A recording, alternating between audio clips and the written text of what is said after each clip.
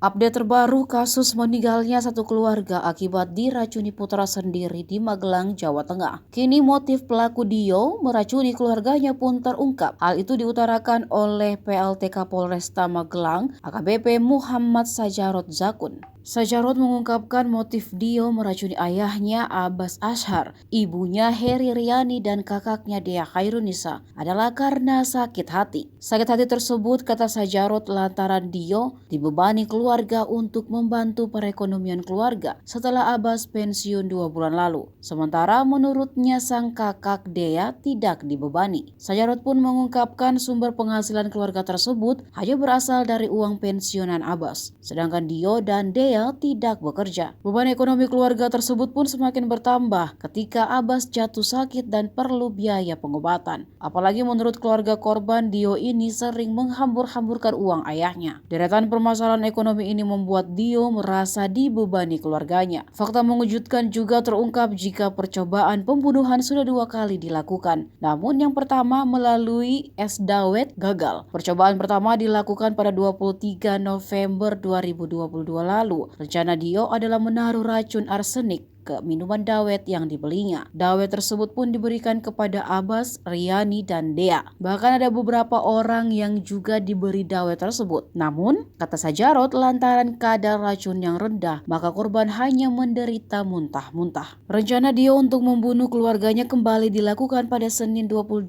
November kemarin. Dio memasukkan racun sebanyak 2 sendok teh ke minuman yang diminum oleh para korban.